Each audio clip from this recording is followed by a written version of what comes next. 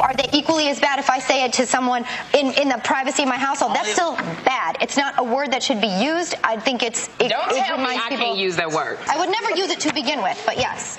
Then why are you arguing? Elizabeth, could I just ask a question? So, wait. But I understand your example. I understand your example. Yeah. Whoopi, the fact I'm trying to get an answer.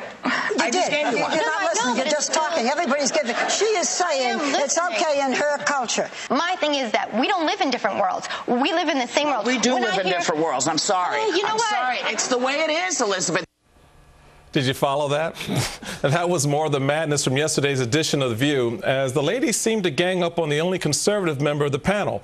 We continue now with Bob Beckel, James Peterson, and Mike Gallagher. Bob, I cut you off a little bit at the end there. Finish what your thoughts were in how you assess the situation and the use of the word, who can use it, when they can use it, what's appropriate in its use. Well, first of all, I know you, Michael, you think that they're beating up on the only conservative member of the panel, but let's face it, Hasselbeck is wound a little tight, number one. Number two, Whoopi Goldberg's right. I mean, I don't know. I would bet you that Elisabeth Hasselbeck probably locks her car at a stoplight if a bunch of black dudes walk come on, Bob. Stop it. Stop it. Listen, we should at least backtrack here. I mean, the apples and oranges comparison between Whoopi Goldberg and Barbara Walters, that doesn't make any sense to me. They have different experiences. Let me say it in a way that maybe everyone can understand. You just said different experiences, all right? They have different sets of experiences. So of course there's different things that they can and cannot do, say and cannot say. Listen, there is only certain things that certain people can say about John McCain being a veteran, right? Like there's certain things Barack Obama can't say about service because John McCain's a veteran. It's the same thing. Their experiences, yes, their experiences dictate what can be said and what cannot be said. Doc, I'm willing to give you all the rope you need to hang yourself on this, and you just did. I mean, the reality of it, that's an apple and orange comparison. When you're talking about a word that has such a negative history, such a pejorative term to use, to the point that you wouldn't use it right now on air. Mr. No one on this panel would use it. Yes, because I understand the public-private split. That doesn't mean I want to censor anyone. Please listen to my example, though, because you guys want to. You're telling me you're accusing me of comparing apples and oranges, yet you want to compare Whoopi Goldberg to Barbara Walters. They've had totally different sets of experiences. Whoopi talked about some of the things that her mom went through. All I'm saying is, in the political realm, so that justifies using the word. That makes no sense. It doesn't justify using the word. It explains how some people can use it and some people cannot. Let me ask Mike. Let me ask you this. Okay, first off, and it was taking it from what Sherry said in the clip. The N-word means something way different to me than it does to you. I can use it as a term of endearment. Now, I don't know how she greets her friends, but I don't see that term as a term of endearment. I dare a white person to say to Sherry, don't tell me I can't use that word. If a white person had the audacity to say that to a black woman, that would be ridiculous. She would say you're a racist, filthy bigot. And you know what? That sword cuts both ways. That's the problem with this argument. It's all about what Whoopi said, Bob Beckel. You and I seem to agree on this. It's from the experience. You've worked in the civil rights movement. You've been very active on racial issues for your whole career. You understand more than a lot of white people probably the different experiences. I don't think I'm even qualified to address it. You probably are.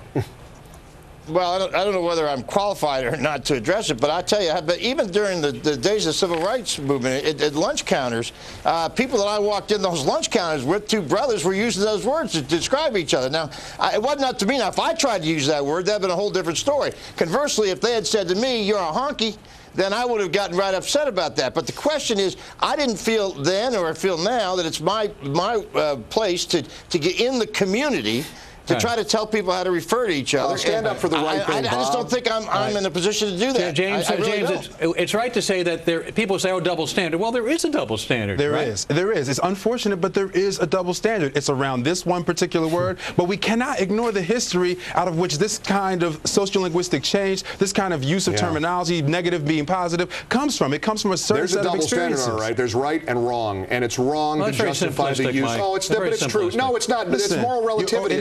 No, there is such a thing as relativity. Right. It's not relative, Alan. It's a wrong word to use for anybody to use. Go back to James. It's terrible.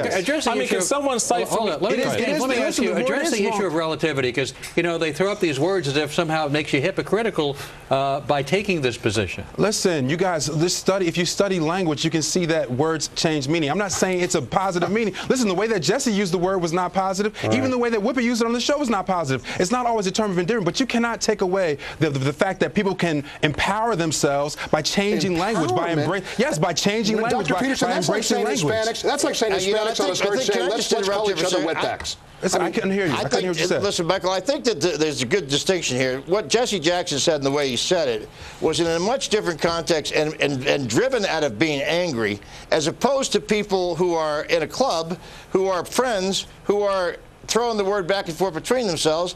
Now, I'm not sure is that a double standard? Yeah, I guess it is. Well, listen, I'm not is it justifying. Any different, Michael, than you and I? You know, let me get Mike Gallagher back in here. Mike, are you suggesting that when an African American uses that, when two black people may meet up and use it as a greeting, let's say, is that? Wait, let me get the question out. Is that the same context as a white person hurling that as an invective? Thank you, Alan. There was a New York case where a young white thug, I think on Staten Island, tried to use that term as endearing, and he got charged with a hate crime because then he beat the guy with a baseball bat. But he was it was a term of endearment. No, this is game playing. It's different. It's a cop-out to say it's a term of endearment. Don't use the word. It's an ugly word, Alan, and it should be expunged from the record. Shame on Jesse, shame on Whoopi, shame on anyone of you. And I still think Elisabeth Hasselbeck locks her car. All right, you're probably right. It's much more nuanced and complex than we have time to talk about here, Thank you, James. Thank you, Mike. Thank you, Bob.